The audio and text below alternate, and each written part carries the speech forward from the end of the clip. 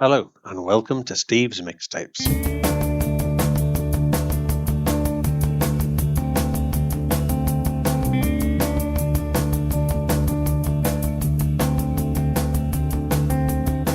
Now, I've been very conscious that my guest list has thus far been very, very male-centric, with only 5 female mixers taking part in the first 50 episodes, much to my disappointment. But however, I have been working on it, I promise, and I have a few more female guests lined up, including this week's guest mixer. She is someone who I'm meeting for the very first time today. The connection dates back to my university days, and regular listeners might remember my guest on show 35, my good old pal Chris McAvoy.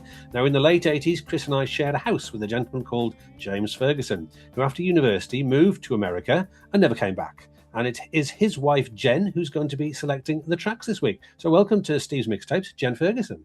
Thank you for having me, Steve. I was flattered that Chris recommended me for this, and I've been looking forward to talking to you.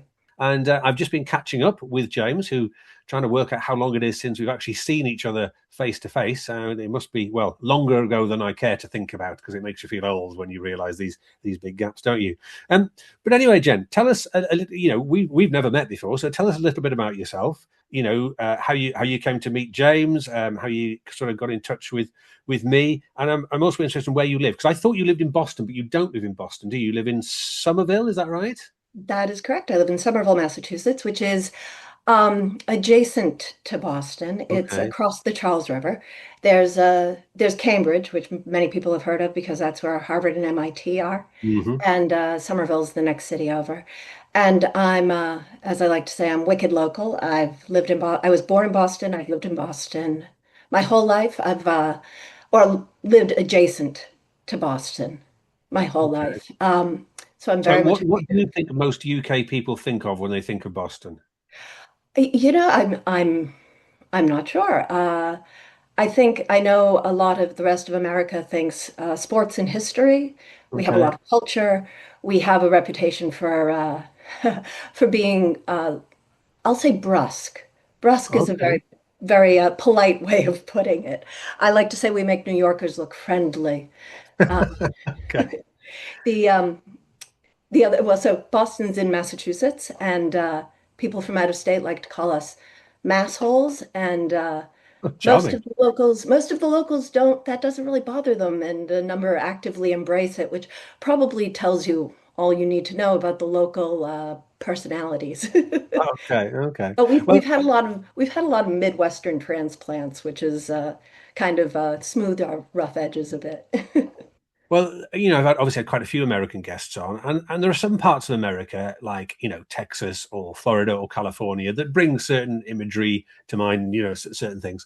Some places don't so much. So Terry Castro, we had on, grew up near Minneapolis, and I think Minneapolis. The only thing people know about Minneapolis here is that that's where Prince is from. I Mm. would say if you say Boston, Massachusetts, to most people in the UK, the first thing they would think of is Cheers. Oh, of course, yeah, yeah. Um, That was very popular here as well, obviously. And I Yeah. think many people would say one of your best cultural exports. I think Cheers was a marvelous program. I looked up Somerville. There are only 2 famous people, or first people I'd heard of that came from there. One is the author David Foster Wallace, whose Mhm. Infinite Jest I ploughed through over many, many months. And the other person who was born there, I don't know whether you're aware of this, is Bobby Pickett, who wrote Monster Mash. Yes. Yep. Yep. We know that. We're very proud. Okay, okay, proud of your famous son. Yeah. Okay, so how did you meet James then? So we met at university. I did Mhm. a semester abroad. I was at the University of Maine, and which is 250 miles north of where I am right now. And the winters there are quite bleak. So I managed to graduate early and only spend 2 winters there. And the one of those winters I spent instead in York, England. And James and I lived on the same floor, and we stayed friends for many years and lived 3,000 miles apart for 14 years, and then met up at a reunion and then got married. Oh, okay. That's the Just short like story. that. Yeah, Okay. it's a little more complicated than that, but that's the basic Okay. outline. Now, coming to make a mixtape. I mean, I mentioned about how many of my guests had been men, and I've had to sort of be proactive to try and find female guests. Why is it men seem to be more interested in this sort of thing? Making mixes and playlists and talking about it. That's an interesting question. I'm not really sure. I have a hard time generalizing about people. Hmm. Um, it, yeah, but it does seem to be a very male-centric specialty. But that said, I mean, I certainly know plenty of women who are very into music and would be quite happy to make mixtapes on their own. Uh, yeah, I don't know why. Though Yeah. I feel like in general, the kind of indie rock world has always been a little more male dominated, Hmm. not entirely, obviously, but Yeah, I mean, it's if I you go to, for example, I'm going off to see The Wedding Present the week after next for the 30 somethings time, don't. and at most wedding present gigs, I would say 80% of the punters at least are men of the same stature and haircut as myself. Yes, yeah. I can confirm that was the case. We saw them within the past year, and yeah. Though I think it was a little. I think generally in Boston, it has such a rich indie rock culture, and Mm. you always see lots of women at shows. And certainly there were at the Wedding Present show as well. So, thinking about the mixtape, then, what was your process? Because I've had very different answers to this. Some people do a list straight off the top of the head because they don't want to let themselves agonize about it. Some people do agonize about it and spend ages redoing. I mean, you have redone your list at some point, haven't you? I did. Yeah, I took a very holistic approach. Hmm. I instead of thinking of the song I like best for each category. I sort of picked a few songs I definitely wanted to include, and then thought of how the whole mix would flow. And that dictated some of my other choices. And I did also try not to overthink it. Hmm. And I also wanted to say I really liked the parameters you gave us.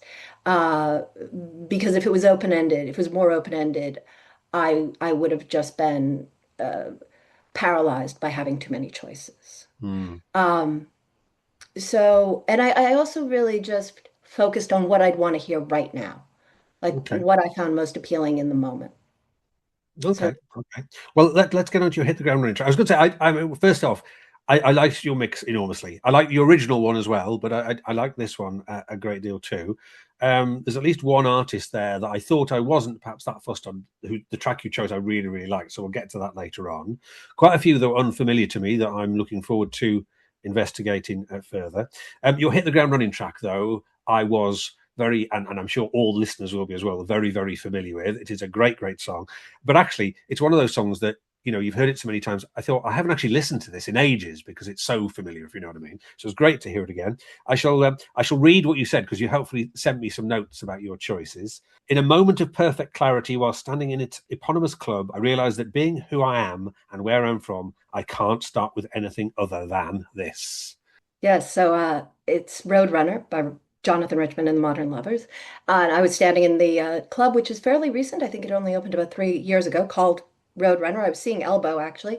They Okay. were playing Only the Pixies, another great local band, before the show.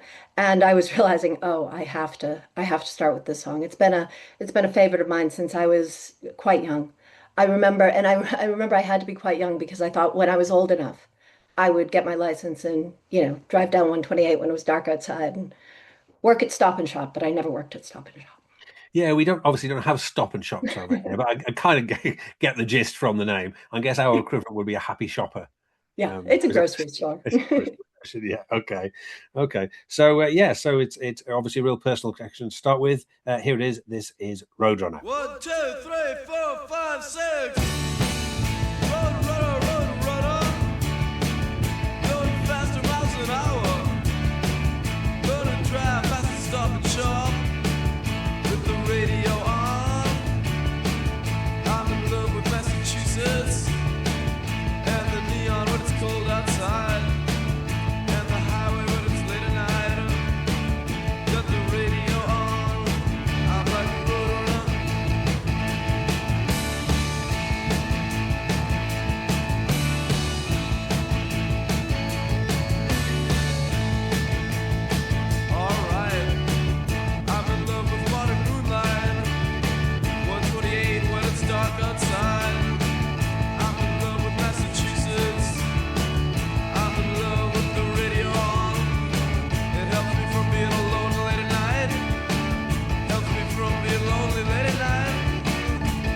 feel so bad now in the car. Don't feel so low, got the radio on. Like a roadrunner. That's right.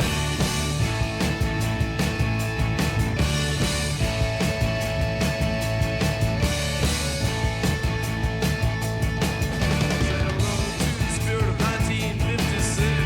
Pictured in the bushes next to 57. The highway's your girlfriend as you go by quick. Suburban trees, suburban speed, and it smells like him. And I say roadrunner once, roadrunner twice.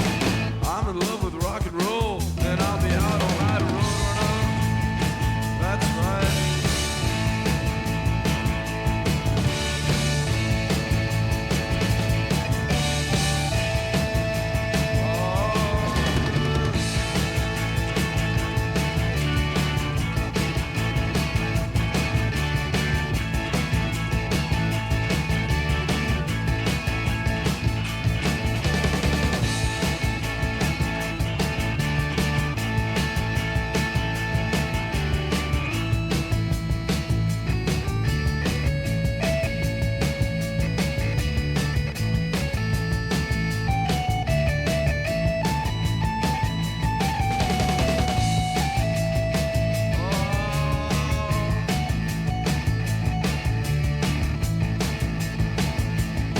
Well now, roadrunner, going fast miles an hour. Gonna drive, doesn't stop and shop. With the radio on at night, and be in love with modern moonlight. Be in love with modern rock and roll, modern girls and modern rock and roll. Don't feel so alone, got the radio on like a roadrunner.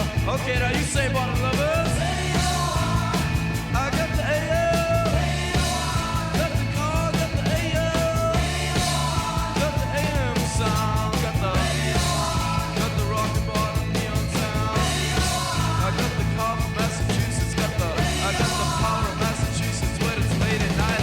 I got the modern sounds of modern Massachusetts. I got the world, I got the church, I got the power of the AM. Got the lady line, left wide, rock and roll, lady line, New York, the factories and the honor signs. I got the power of the modern sound.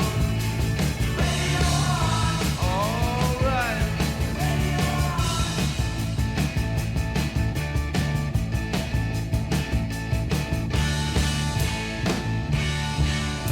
Right. Bye-bye. From the 1976 album The Modern Lovers, that was Roadrunner, of course. Now, I always ask my mixers, Jen, have you always been somebody who's enjoyed making mixtapes and compilations? Do you have a box full of old C90s up in the loft? Yeah, absolutely. I did a lot of it in high school and then in the early 90s in college and after college. And I also should say this is probably not the first time you've heard one of my mixtapes because after university, when you were living with James in New York, I definitely sent him some mixtapes that I had made. And when you mentioned listening to Tom Waits in the house that you guys shared, he's like, "Oh, I'm wondering if that was the tape that you made for me," but it probably wasn't. I think the song I put on the tape was Swordfish Trombones, not Well, a not great in song as well, in the yeah. neighborhood. Yeah, yeah. But yeah, no, I've always enjoyed it, and but then I kind of fell out of the habit. I did a few compilation CDs when that technology was, new and available. But then I just kind of got lazy, and now I started making random lists. Like I just Mm. throw on every song that I kind of caught my attention, which is great. But I have to say that listening to this podcast has reminded me of the satisfaction of a really well compilated, well curated Yeah. mix. Now, your Something Old choice, the sound seemed very familiar. So what I do is I've mentioned this before, that I tend to, particularly if I've got a Spotify version of it, stick it on and not really pay attention too much to who the artists are, look into anything, just stick it on and listen without any context, which I think is always a good way to start. And I thought, yeah, this sounds familiar. I think the artist, I mean, the artist is Mason Williams. I didn't know the name when I finally, looked it up. He reminds me quite a lot, Sam, as Ardeen Taylor. I don't know how much you know of Ardeen Taylor. Yeah, He did not There's a Ghost familiar. in My House that the Fall covered. Indiana Mm. Wants Me. That same Oh, sort of late 60s sound. But what I hadn't realized, I looked him up, is this is the guy who wrote Classical Gas. yes. Yeah. But yeah, so this is That's inspired by you. You said you're the quirkiest album in my mum's very small record collection. yeah, that's right. And I loved this record. And and I just love this song. And I feel like not a lot of people know it. And the al and it's also it's such a cheeky sentiment. It's like I'm not leaving, but I'm not going to be around. And Yeah. yeah, and the whole album is just kind of all over the place. There are a lot of silly songs, a lot of more serious songs, and it's got great album art. It's one of the first albums I remember like sitting with and reading the liner notes on the back, and yeah, I just love it. I mean, it is a cheeky sentiment. Having said that, he seems to be playing her at her own game because she's given him the freedom he didn't want. Yeah, So it sounds yeah, like she's playing a bit fast and loose with this relationship as well. So exactly. Yeah, it doesn't seem like it's going to last for long anyway, either way. So anyway, it's a great song. So this is Mason Williams, and the song is called All the Time. I'm not exactly leaving you, I just won't be around all the time. There's nothing you can say or do, I've just made up my mind. We don't seem to get along, we're in each other's way all the time. All the time I'm gone, the world will spin for me as long as I can see you one more time, all the time. We couldn't get together on what we thought. You gave me a freedom I didn't want. I tried to live the way you wanted to live. Maybe in time we'll both learn how to give.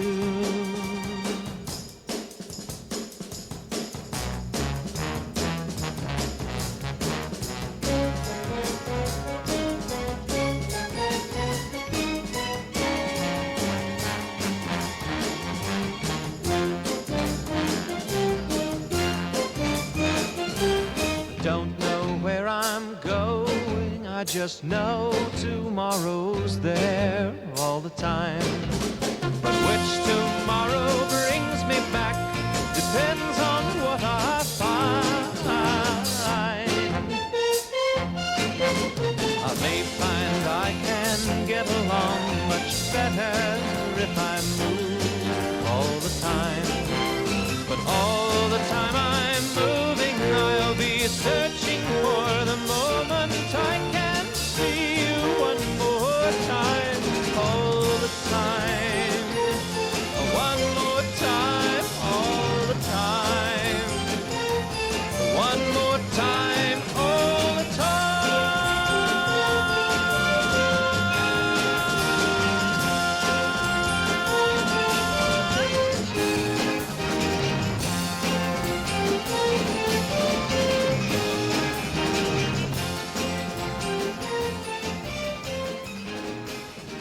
From the 1968 album, the Mason Williams phonographic record, which I think has got Classical Gas on it, which is obviously his best known song by far. That was Mason Williams with All the Time. Now, moving on, Jen, to your something new choice. Another standard question I always ask is, in this day of 10,000 tracks being released online or whatever it is every day, it's impossible to listen to everything that comes out. To what extent and how do you go about trying to keep abreast of what's contemporary? yeah. I listen to a lot of new music. I've just always liked new things and new to me things. I'm just very curious, and I think I also get bored easily. The way I discover most of my new music is through KEXP. KEXP, the radio Hmm. station out of Seattle, which actually James introduced me to long before we were a couple, when internet radio was new and all in about 2002. and I've been an avid listener ever since. I always feel a little disloyal because Boston has some great independent radio stations as well. But there's something about KEXP and how all the DJs just pick their own music, do their own mixes. And They it's, do a lot of good sort of film studio sessions as well, don't they? I've seen quite a few on YouTube. Like the Wedding yes, Present have done 2 or 3 there, for example. yes. And that's actually what I most people know them from, actually, Mm. and how most people, I think, interact with KEXP is through their video channel more than through the live stream radio. Um, but I'm also very lucky in that I have a job that I can listen to music all day, and I always do. So it just gives me a great opportunity to discover a lot of new music. And it's also so easy now. Yeah. If a band catches my ear, I can then immediately listen to them. It's not like, oh, you have to wait for the back announcement and then make a note of it and then hope that when you go down to your local record shop, they have it. And So this new artist, this is Samantha Crane. How did you come across her then? I came across her the other way that I discover a lot of new music, which is through my friends. Okay. And we're also very lucky here in Somerville. There are a lot of small clubs here and in Cambridge, the next town over, and also, of course, Boston attracts many artists as well. Um, and Samantha Crane was playing in a small club here in Somerville. A friend of ours was going and suggested that we go too. He has great taste in music. I love seeing live music, so I'll go to almost anything that somebody suggests. So we went. She was terrific. And then I started listening to her music and really, really enjoyed it. This is from an album she released earlier this year that's been on regular rotation around the house. I mean, I have to say, I absolutely loved this song. I absolutely adored this song. And I've only had one chance to listen to the album. Nothing else grabbed me quite as much as this, but I'm sure it will if I listen to it. But yeah, there's a little bit of country to it. It's very much about a sense of place and belonging, isn't it? And you picked out Mhm. in your notes about the description of grandmother's house. In fact, I just read a bit. I picked out a bit of the lyric. My nanny's old house on 3rd Street, the magnolia and the lily pad pond, the stacks of VHS tapes and the freezers full of food, TV guides and cartoon cake pans, chenille bedspreads, beatitudes. I mean, it's quite almost a slightly more pastoral version of Tom Waits. Yes, You know what I yeah. mean? Lyrically, it's like take Tom out of the city and give him a sort of a bit more bucolic life. And it's a bit like that. There's that sort of wistfulness with a bit of edge to it. But it has a beautiful, the chorus is beautiful. And bonus upon bonus, it has a lovely key change at the end. I'm an absolute sucker for a key change towards the Oh, end. me too, yeah. Uh, Yeah. so, And I also want to mention that Samantha Crane she's from Oklahoma and she's also a member of the Choctaw Nation. mm. And she does a couple of songs she's not a native speaker, but she's learned it as an adult and she does a couple of songs in Choctaw too, which is really interesting. There are fields out by the municipal airport, owned by the college here. Most days I go out with my dog as night is coming nearer, and I pretend it's all mine. The tall grass and dogwood trees, the weather towers and the concrete canals, sparrows on the ground to feed. I want a place to call my own, somewhere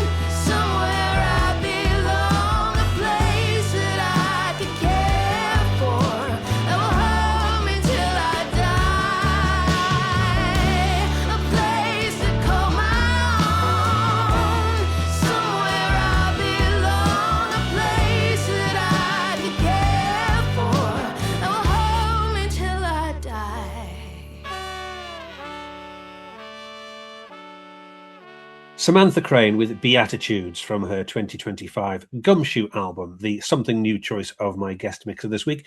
Jen Ferguson. On to, Jen, something borrowed. So we've gone for something for your favourite band, and you think they're brilliant songwriters, so you've chosen them doing a cover. Yes, absolutely. So Wussy is primarily Lisa Walker and Chuck Cleaver. Chuck Cleaver was previously in a band called Ass Ponies. He's got a real way of choosing band names, but they're really just he's a great songwriter, and so is Lisa. They are absolutely, my favorite band. And we went out to Cincinnati to see them last year. They'd put out a new record and weren't touring as band behind it, so we decided to go out there, which is saying a lot because I often won't cross the river into Boston to see a band because like that bar is too high. So it was really fun, and they ended with this song, which I already knew. But I also love this cover version. I love this song. And the first time I heard them play it live, which was quite a few years previous, it's one of those songs that even though I'm sure I was not familiar with it, sounds immediately familiar to me. Like it sounded like a song I already knew. It's a 3-chord riff that's very similar to lots of things. It's been Right. nagging me all the time. There's a Blue Aeroplane song. If we had Chris McAvoy here, he'd know what it was, that they often used to finish the set with. That went on for ages and ages. It reminds me of that. A title escapes me. It's actually got, it's almost got the same chord progression as Sweet Jane. Do you know the original? I have listened to it, yeah, but I didn't know it previously. Yeah, I don't think. The original by a band called Twinkies, spelt Twinkeyz, which is a marvelous spelling, for a Californian punk band from the late 70s. Fascinating little fact for you. They chose their name as a tribute to Twink, who was the drummer for the British sort of blues rock group, the Pink Fairies. So there's a... There you go. Fascinating fact for you. But no, I like this one. Wussy have completely passed me by up till now, but I've listened to bits and bobs of them. I think we are going to get on, definitely, so I'll give them a proper listen. They've gone on, I mean, doing this show, as I've mentioned several times, has given me a very, very long list of things I must listen to. Thankfully, I spend a lot of time in the car with work, so I'm making my way through it. And Wussy are definitely on the list. So this is them with Aliens in Our Midst.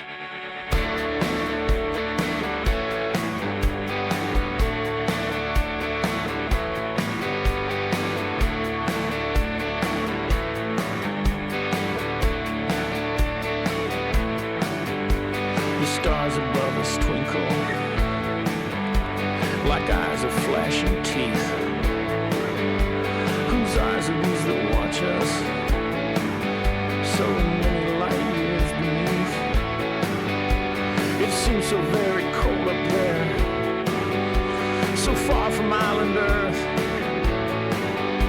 We've wanted just to join them since the moment of our birth.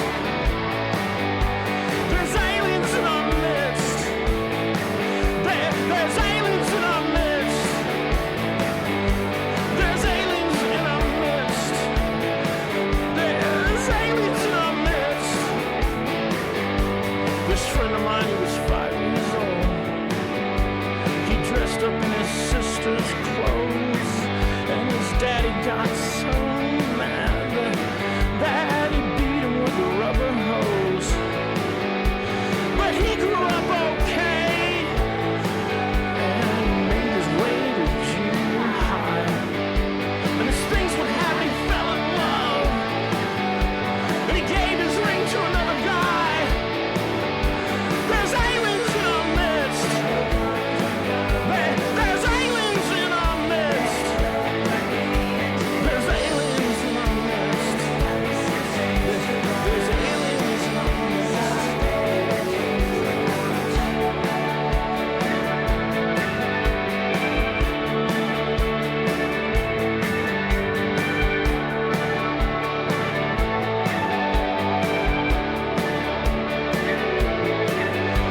The rich man and the poor man, the beggar and the thief, they all want money, but it can't buy relief. The workers and the dreamers, they made their beds to lie in. If you pass beneath their windows,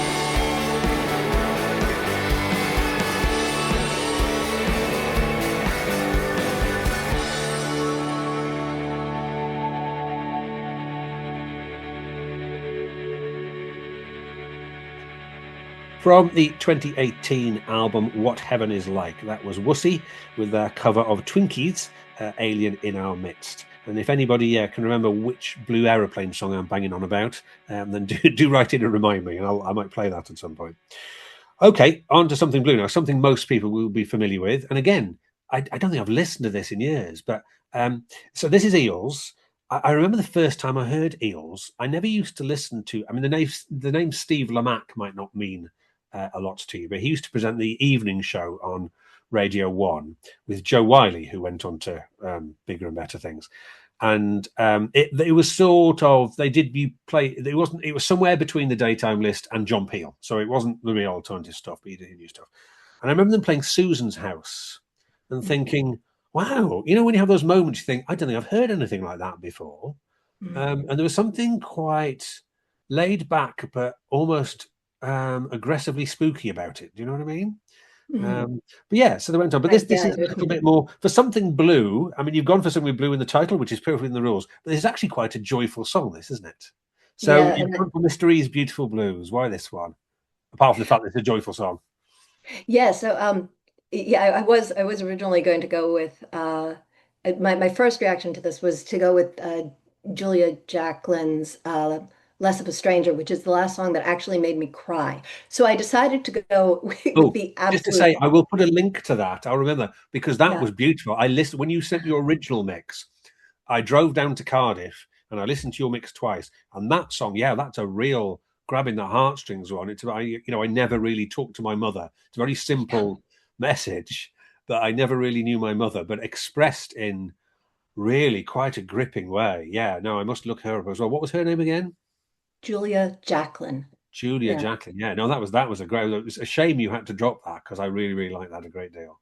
Yeah, good. I'm glad you liked it. And like I said, it is the last song that literally made me cry. So I decided to go completely the opposite. And it does have blues in the title. And this might sound a little corny, but this is one of the songs that I love to listen to in the morning on my walk to work. It always lifts my spirits. And especially, I don't know how much you know about Mark Oliver Everett, the guy who is Mr. E of Eels. No, I'm struggling to remember now, but he had was it his mother died, had a really nasty, painful, experience with cancer, and he wrote an album about that. Am I on the right lines? You are, yeah. And when he was 19, his father died of a heart attack. They had never been close. And he found his body. And then his sister committed suicide. And then a couple of years later, his mother died of cancer, and he was her, he moved back into his childhood bedroom, and he was her primary caretaker. And then a couple of years after that, his cousin died in in the plane that hit the Pentagon on 9/11. And I always think if somebody like that if somebody who's gone through all of that can write a song like this, what excuse do I have not to find joy in my day?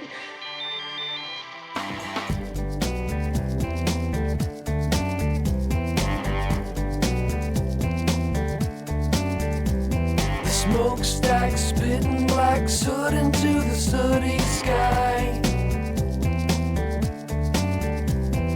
The load on the road brings a tear to the Indian's eye. The elephant won't forget what it's like inside his cage. The ringmaster's telecaster sings on an empty stage. Goddamn right, it's a beautiful day. Goddamn right, it's a beautiful day. The girl with the curls and the sweet pink ribbon in her hair. She's crawling out her window 'cause her daddy, he just don't care. Come on. Goddamn right, it's a beautiful day. Goddamn right, it's a beautiful day. The clown with the frown driving down to the sidewalk fair. Finger on trigger, let me tell you, gave us quite a scare. Goddamn right, it's a beautiful day. Goddamn right, it's a beautiful day.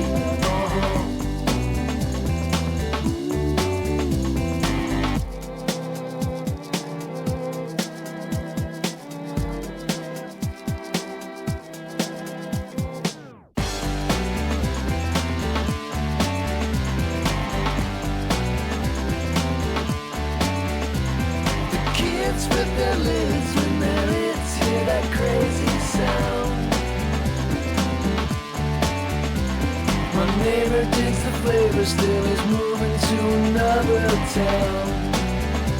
And I don't believe he'll come back. Goddamn right, it's a beautiful day. Goddamn right, it's a beautiful day.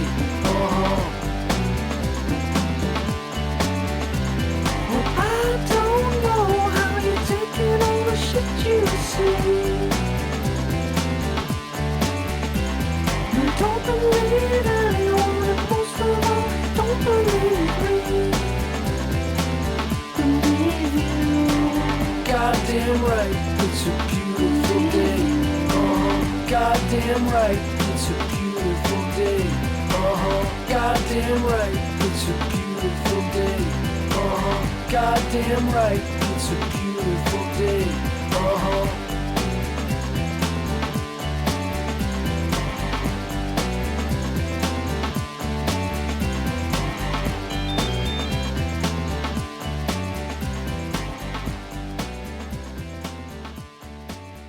Now we're going to take it down, Jen.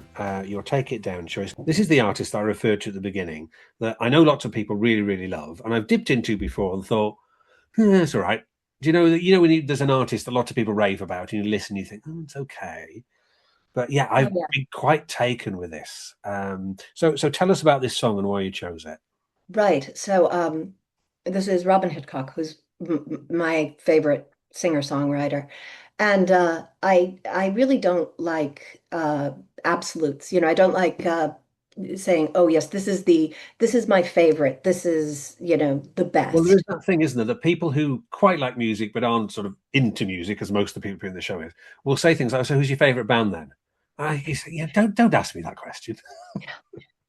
Yeah, I have Robin Hitchcock and Wussy, and then after that there are like I could name 150 different people. It's so hard to make a ranking.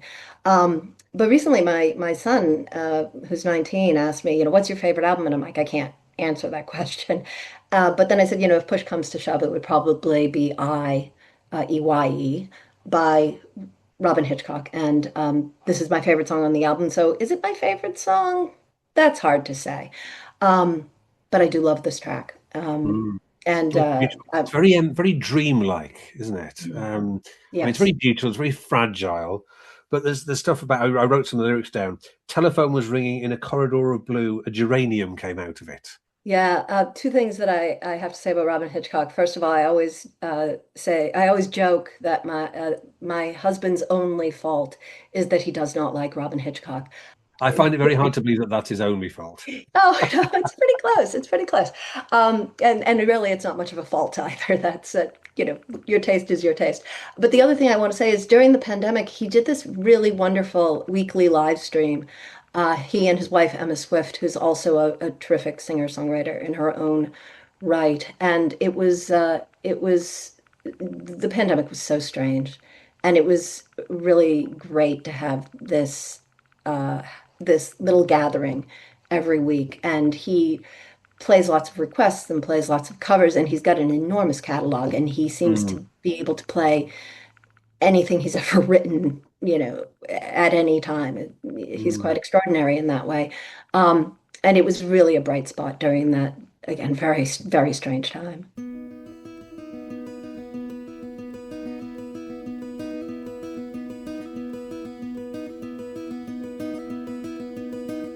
Seems like you were in a glass hotel.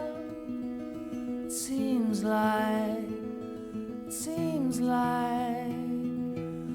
like there was someone else as well.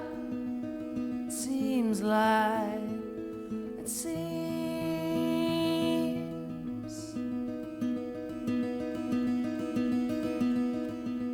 like you were in your glass hotel. Seems like everything was going well. It seems like a dream.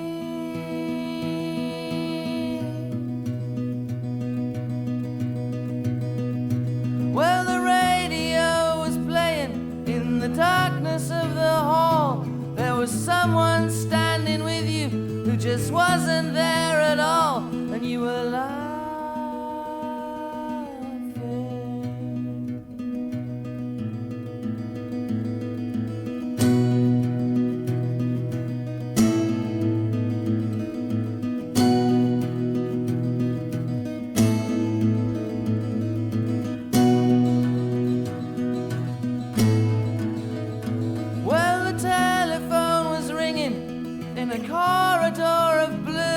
A geranium came out of it, reminded me of you, and I was crying.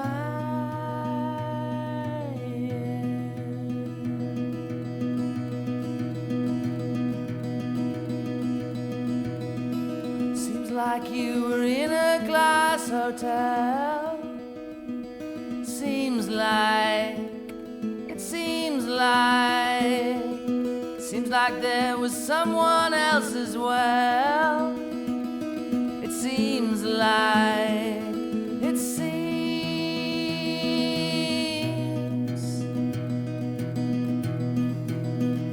Well, there's nothing in the future and there's nothing in the past. There is only this one moment and you gotta make it last. And you were laughing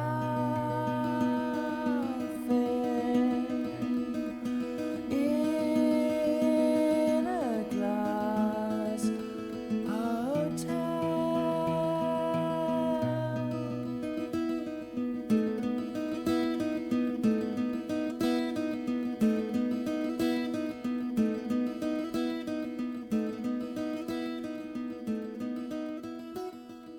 Glass Hotel by Robin Hitchcock from the album I, EYE, released in 1990. The Take It Down choice of my guest mixer this week, Jen Ferguson. Yeah, I know lots of people on the various music forums I frequent who bang on about Robin Hitchcock a lot. And I've always, as I say, been quite ambivalent. And now that I've expressed my love for it, I'm sure several of them will take the opportunity to say, see? Told you so. Yeah, that album is definitely gone on the list along with Woosy's back catalogue to listen to properly at some point. Okay, now Around the World is an interesting one. There are times where I say to people, it's the first time we've been there. Now, you might have thought, having chosen something Mongolian, that you might be a first, but you're not a first, actually, because Ian Clayton, the author, who I always take the opportunity to plug his book, Bringing It All Back Home, which is one of the best, possibly the best book ever written about music. So if you haven't bought a copy, then please go and do so. And I don't just say that because he's on the same publisher as I am. Ian chose Senko Namchalak, who is a Mongolian artist, for his. So you're only the second to choose a Mongolian. It may be some time before we get another Mongolian. Yes. So, right. When I first listened to this without any context, I thought it might be sort of Aborigine or even Native American.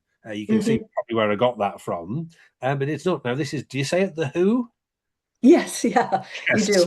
No, we're not talking that Roger Daltrey, we're talking HU. Yeah, I'd heard, I mean, I've heard some throat singing before, and it never really grabbed me. I always thought it was more interesting than something that I'd choose to listen to. But I just really like the song. I find it very evocative. It just there's something about it. It's so propulsive. It really makes you feel like you're riding a horse along the Mongolian Oh, steppe. it's got quite a drive to it, hasn't it? Yeah, So for much ominous sure. as well, in a way. Yeah, and when those all the voices just come in on at once, there's something visceral about it. It just kind of hits you in the solar plexus, and I just think it's also just a really fun sounding song. It's apparently the style of music. I don't know whether this is called Hunu rock, Hunnu, a term inspired by the Xiongnu, an ancient nomadic empire based in Mongolia. I'm possibly pronouncing that incorrectly, but I did my best. So let's hear it now. This is them with Wolf Totem.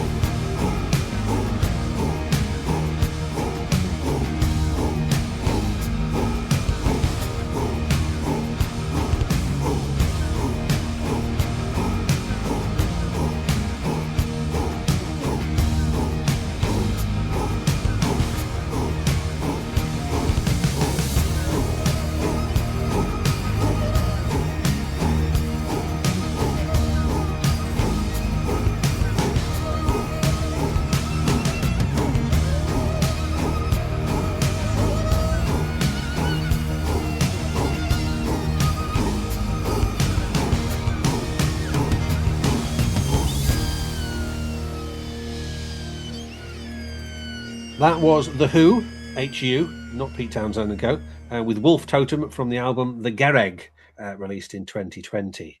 Now, it'll become apparent why I've asked you this question in a moment, Jen, but as somebody who watches very little television, I don't really do more than a couple of hours a week. Do you watch a lot of television?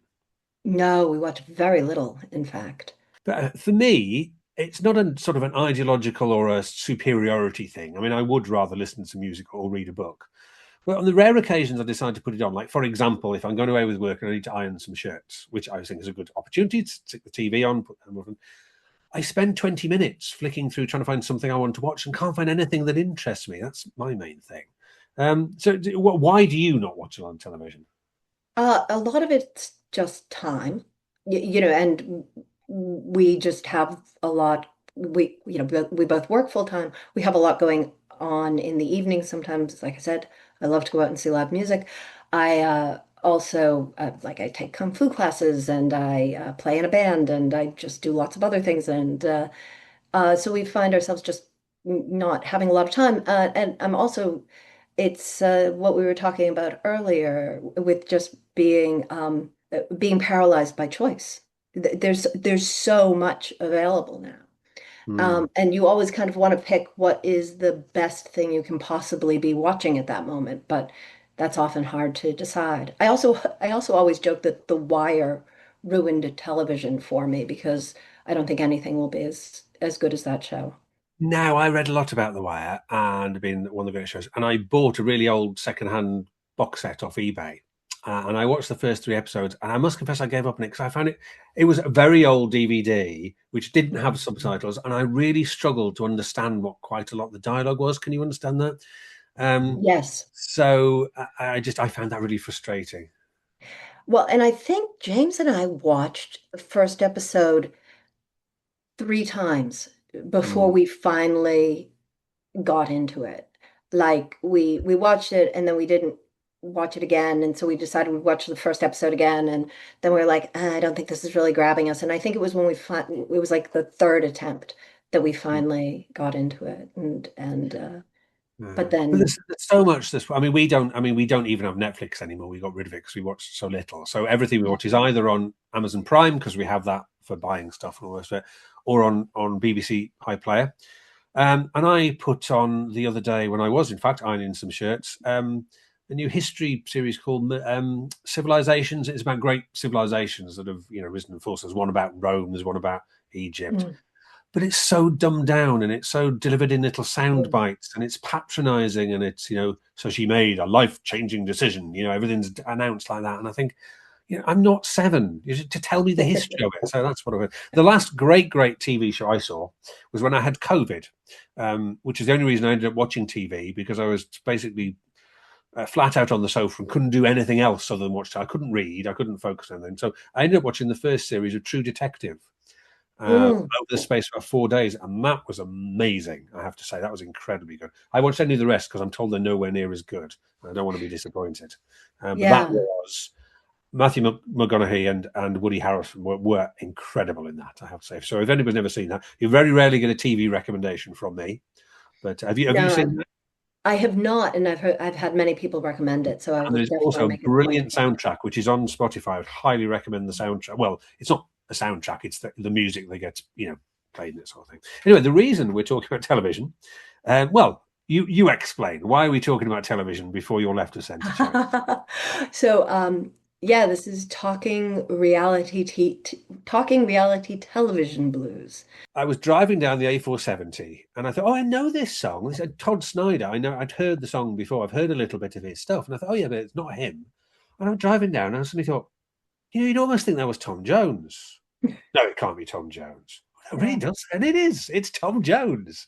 So I wasn't aware of this at all. So go on. So tell us about how you came by this and why you chose it. Well, so this is another song that I have to thank KEXP for. They brought it to my attention.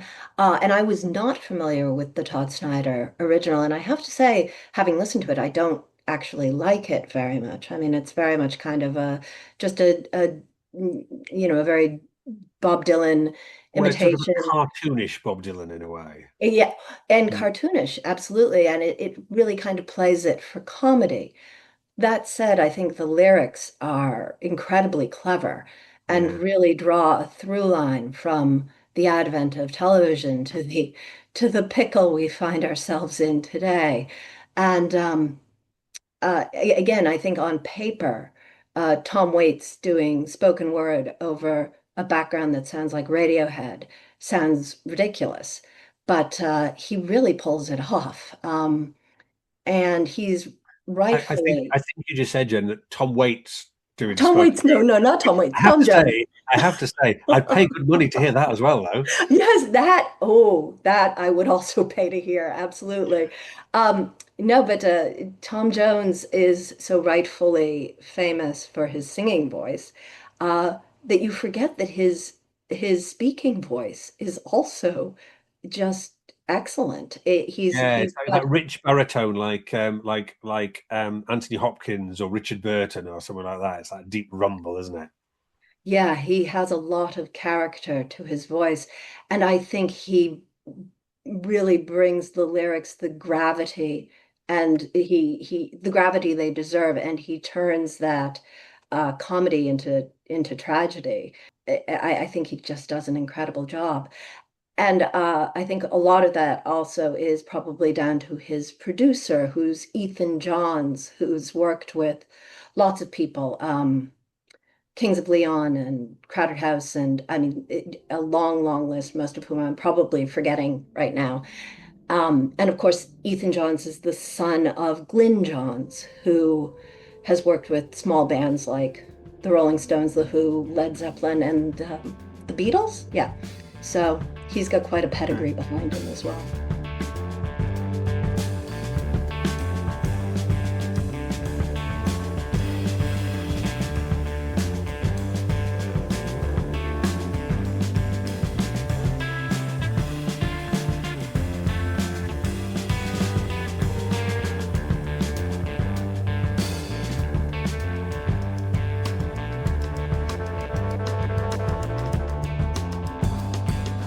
Well, come gather around and I'll sing you a song about a crazy old world that's coming along.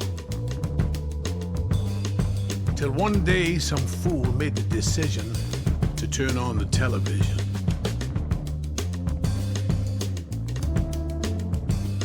Of course, radio reported we'd all ignore it. Paper said we'd have no time for it.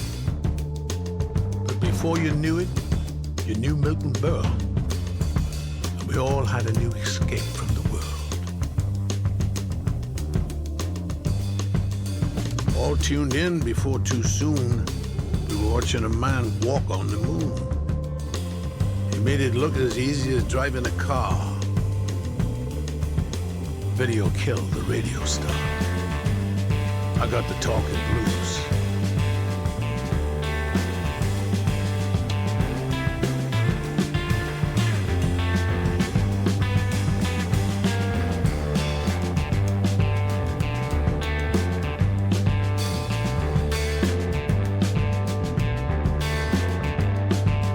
Talking blues is easy to do. All you gotta do is rhyme a line or two. Rhyme a line or two, and then you don't even have to rhyme again. See? I can say anything I want to now. Well, you know, within reason.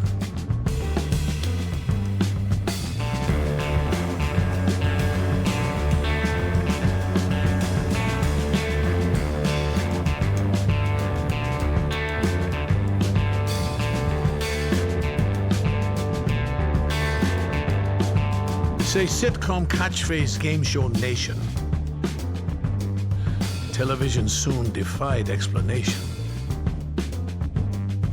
As the situation took to such a degree that eventually we all heard about cable TV. Of course, free TV news swore we'd ignore it, that your average family could never afford it. But again, they were wrong, eventually. Everybody wanted their MTV. We were all tuned in, but now the shock was watching a kid do a thing called the moonwalk. Sliding backwards, really, was eventually too far. Reality killed that video star. I got the talking blues.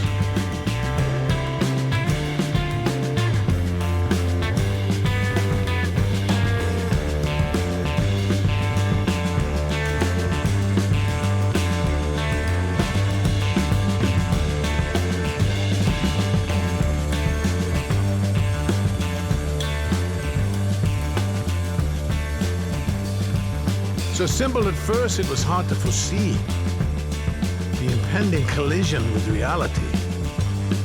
But it soon seemed TV turned on itself when the real world came on like it was something else. Of course, actors all acted like they weren't flawed, hoping eventually that we'd all get bored. But one after another, we pretended not to act as we hurtled ever forward towards alternative facts.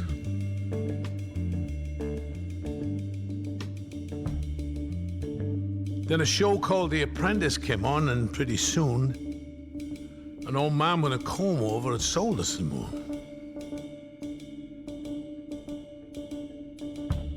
We stayed tuned in, now here we are. Reality killed by a reality star. I got the talking blues.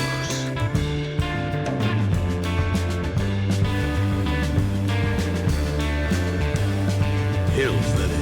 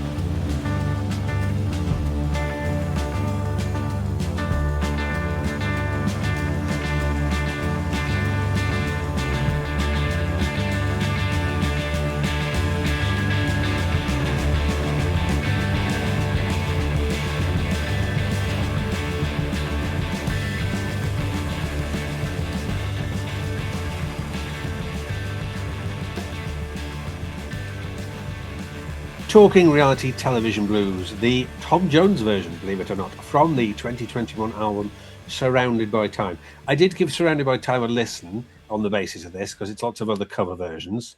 I didn't dislike it. There's certainly nothing grabbed me as much as this, I have to say. I'm not sure I'll go back to it. But yeah, it was great. Todd Snyder, the bits I've heard, I kind of understand why you didn't particularly like the original. As I say, it is a bit cartoonish, but he has done some good stuff. He was an interesting guy. Sadly, he died last month, died on November the 14th. Yeah, and kind of tragic circumstances as well, I Yeah. think. So yeah, there's a few interesting links to do with that. There's a good animated video to go with Todd Snyder version, which pokes a lot of fun at your president. Let's not mention his name. Yeah, there's a few interesting links there, and a great article with the title "Tom Jones has released an alt rock single because it's 2021 and nothing makes sense anymore," which I thought was a great headline for something. That is a great headline. I mean, why not? Before we get to your wild card, one thing I do is I have a quick look. I take all the years of the song choices my mixers have made, and I put them in order. And it was interesting to notice nothing on your list from the 80s, which, given that you are, I'm guessing, of a similar sort of vintage to myself. Yeah. I went to university in 87, so I had my formative teenage years in the early 80s, my student days in the late 80s, and perhaps a little bit surprising that you've got nothing from the 80s on your list. Yeah, that is, again, it wasn't intentional. I was just kind of going with what appealed to me in the moment. I'm also, I frequently say I'm nostalgic for nothing. I'm not really somebody who gets all misty-eyed about the past, so I don't tend to revisit things. Mm. That said, when I do revisit them, it's great. It's really fun. We saw, I mean, this is not from the 80s, but we saw Sebadoh a few months Okay. back. And I loved them in the 90s, but I really had not listened to them Mm. recently. So when I listened to it again, I was like, oh yeah, I love these guys. Mm. Um, yeah, but no, it was definitely not a purposeful omission. It was just Okay. random. I could easily do an entirely Okay. 80s mixed mix. I could easily do an entirely Boston mix. So your wild card. Now, this was originally a Hit the Ground Running track, wasn't it? And I like this a great deal. I'm a big fan of anything that's crouch rocky, has a bit of a motoric beat and a pulse. And this starts off in a way I think, oh yes, I'm going to get on with this a great deal. So this is Melenas, say it, who are from northern Spain, from Pamplona. Oh no, my Spanish is not great. I don't know how to say this. Pamplona, Iruña. I don't know how much you know about northern Spain. Is that how you say it? I believe so, yes. And I know very little about northern Spain, but now I really want to go to Pamplona. I can't remember where I got this from. They were the article I found about them described them as a reverb core kraut pop group with shimmering guitars, sweet melodies, and driving rhythms, and a touch of sun-kissed, soft-focused psych to their sound. Which I think is a pretty good summary. So again, I did listen to the album as well, which I liked a great deal. So how did you said? This is your most played album in the last 2 years, the one you're most evangelical about. So what is it that you want to spread the word about? They're one of those bands that just really grabbed me. And when people ask me what they're like, I always say that to me, it's a more emotionally resonant Stereolab in Spanish. Okay. And as well. yeah, I just really love the whole texture of the record. It's one of those that I found myself just putting on all the time. I also really enjoy music that's not sung in English because sometimes I think I get a little too caught up in the lyrics, and I enjoy the sounds of other languages. And I speak a little Spanish, but not a lot, and certainly not enough to understand all the lyrics on this album. But yeah, I just like the entire the entire sound of the band. I find it very dreamy, very evocative, very soothing. I find the music very soothing, but also very uplifting.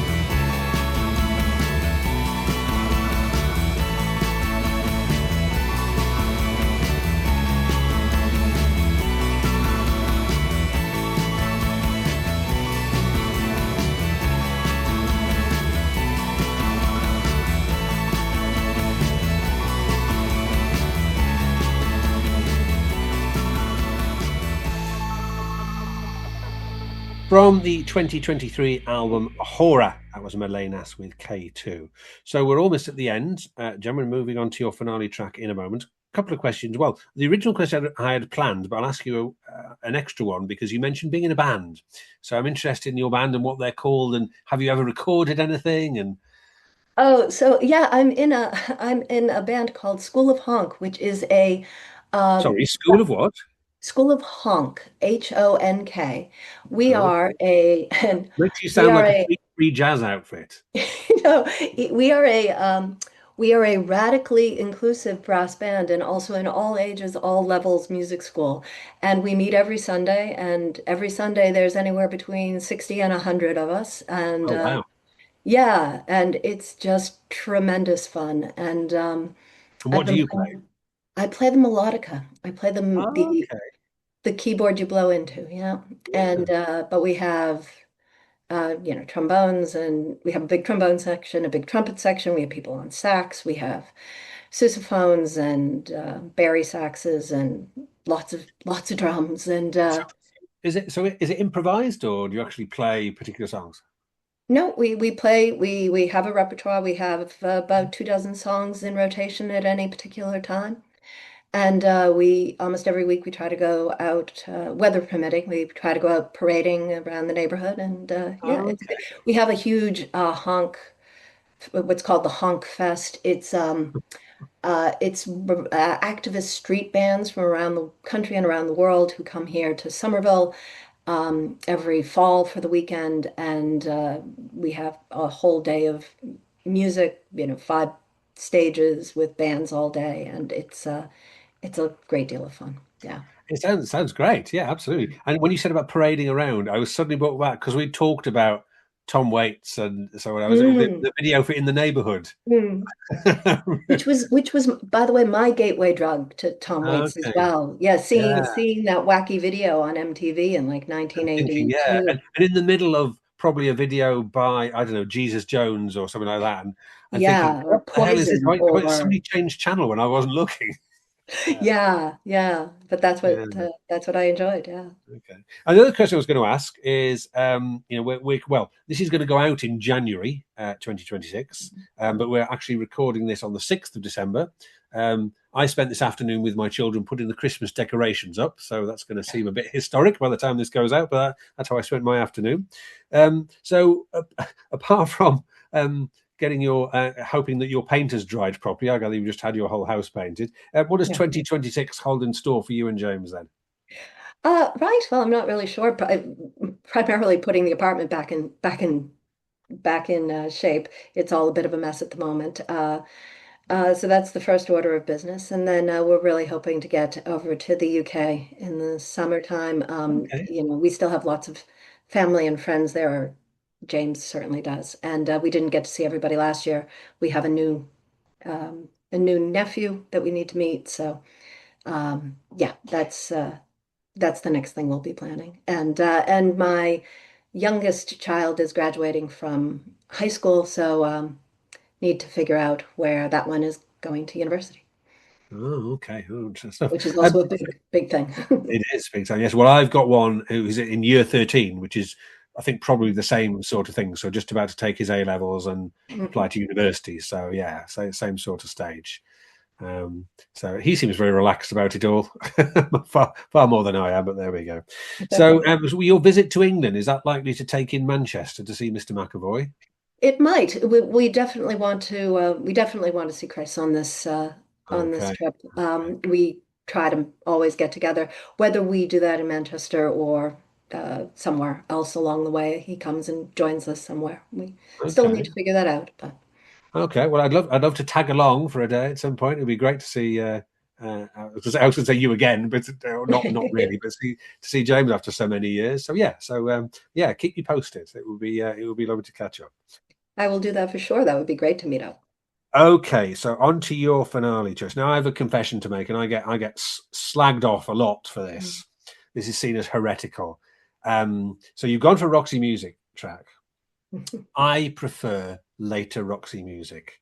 Now, I know that gets me Sure thrown is. out of a lot of clubs, but whilst I appreciate, Virginia Plain and all the early stuff, I like Oh Yeah, More Than This, Avalon, Dance Away. And I don't know why, because that's not the sort of thing I normally listen to. But there's something about, I guess I heard those records when I was, Dance Away came out when I was about 10, 11. It was one of the first singles I bought. And I don't know why, I always really loved that stuff. And I like early Roxy music. But anyway, as you can probably imagine, I have been berated for my poor taste in this many times. Oh, I don't think you should be berated for that at all. In fact, I think in a lot of ways I agree with you. I like Roxy music from, from beginning to end. And Okay.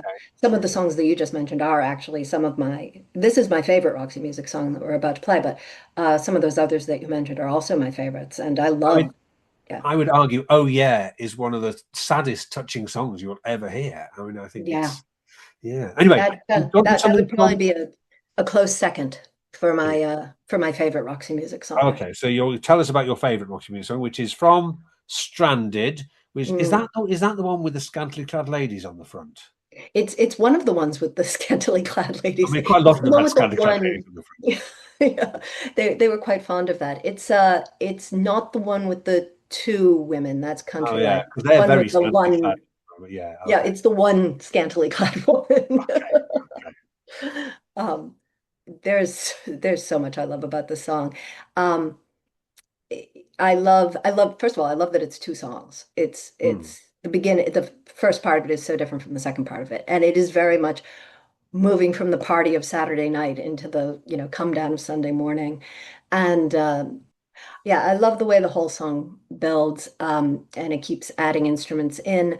I love when the marimba comes in and the punchy horns at the end. And there are so many funny little touches. There's the hand claps and the kissing noises and the castanets after he says favorita. That might be my favorite part. And then it all cuts out and it's just him a cappella. I mean, there's just so much going on. And I was gonna look this up, but I think I read that he kind of did this off the cuff in the studio. He just kind of did it like they already had the music and he just kind of came up with it stream of consciousness. I might be wrong about that, but Hmm. yeah, it's just one of those songs that I've known since high school and never get tired of. I get tired of a lot of things, but I never get tired of this song. Turn the lights down low. Turn up the music. All the guys here. It's a crazy scene.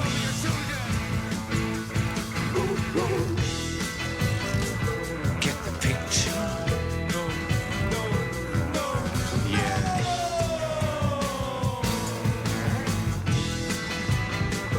Walk a tightrope. Such a bright road. What's your number? Take a powder.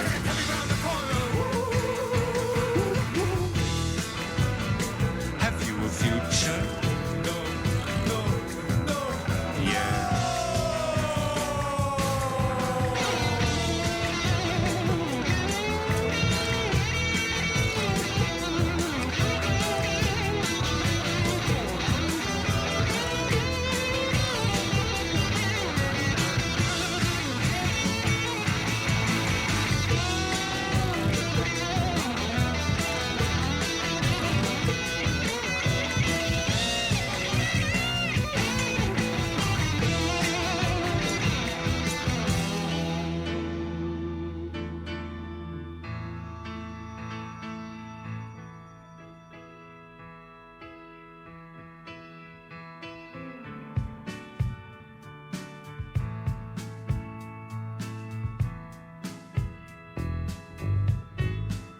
Well, I've been up all night again. Party time wasting is too much fun. Then I step back thinking of life's inner meaning and my latest fling. It's the same old story, all love and glory. It's a pantomime. If you're looking for love in a looking glass world, it's pretty hard to find. Oh, mother of pearl, I wouldn't trade you for another girl.